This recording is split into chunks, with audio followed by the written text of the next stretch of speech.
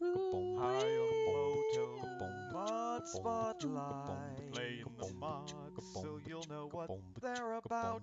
Hey guys, it's Hyomoto, and I'm going to be doing a mod spotlight today for dtobi's Shuttle Engines mod. Now this is a collection of pieces, fuel tanks and engines that can be used to build space shuttles, but it also comes with a few utility parts that I think a lot of people will probably enjoy, though those are available as a separate mod. So the first thing I'm going to do is build a stock space shuttle, so give me just a moment.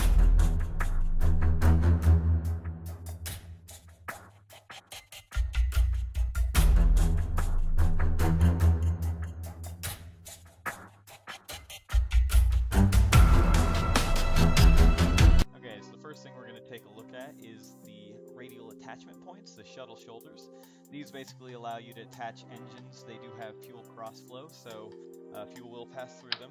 And these first set go basically along the bottom and allow you to create sort of that, where you want to put the engines.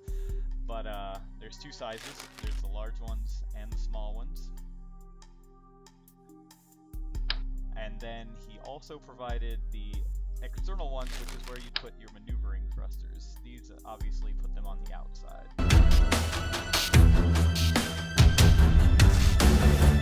Alright, I'm going to take a look at some of the engines in the pack now. I'm going to kind of gloss over the X4 linear aerospike, which is a piece of this pack, but I'm going to be looking at the orbital maneuvering system since it's going to be on the shuttle. It's two different thrusters they have a high ISP out in the vacuum, so you'll be able to use these once you've actually gotten out into space. They don't have shrouds, so they make bad staging engines, but a little bit of creativity and I'm sure you can find another use for them. And there's a jump cut because I had to add some RCS that I forgot about, but let's take a look at the engines now. So these engines all have the same profile. They come in three different sizes and they have angled thrust as to go through the center of mass. Now the big difference between these engines and the stock engines are that they have a high ISP while low in the atmosphere. Unlike most engines that get more efficient as we start to rise, these are actually going to become less efficient. They're best at sea level. And we can also see how the ISP for the default engines is about 320. These ones are about 380. So you could do things like build liquid boosting sections out of them if you wanted to. There are the three varieties. Here's the larger selection of them, and they all come in two different groups. There's a high thrust and a low thrust variant for each one of the engines except for the linear aerospike in this pack. So you won't be able to attach these with symmetry because otherwise they'll all end up facing different directions, and obviously that's no good. So we will have to attach them separately.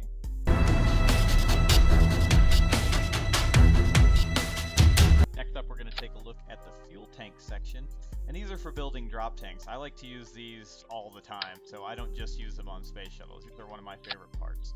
And they come in the three different varieties. There's a intermediate stage between the 1 meter and the 2.5 meters. And those are sort of interesting because there's no engines in that size.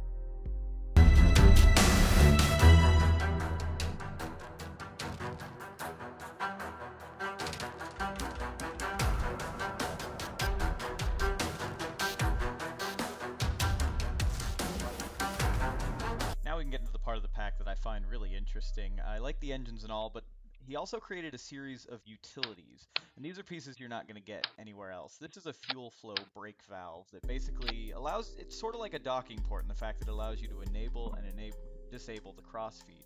He also created another piece that goes with it, which is these right here, the fuel controllers, which you can use to actually turn them on and off with action groups. And those kind of bleed into the second portion of this, which is he also created a series of timers and controllers. So the first one is the radio, which allows you to actually control action groups on pieces that have separated from your ship. The timer is, you'd expect, it's a timer. The altimeter goes off at a certain altitude, and finally the fuel sensor. I'm going to be using the fuel sensors because I think they're the easiest to use, which is simply they're going to engage in action once the fuel in that tank has run dry.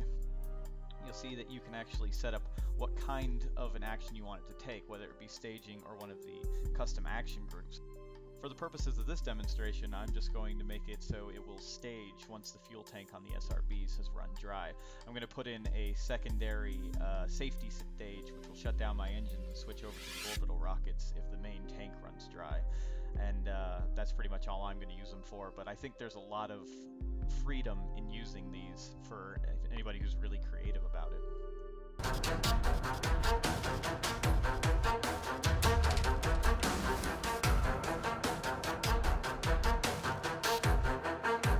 And just a quick building tip, you'll want to rotate your rocket so that you can actually use the thrust of the engines to help assist in your gravity turn.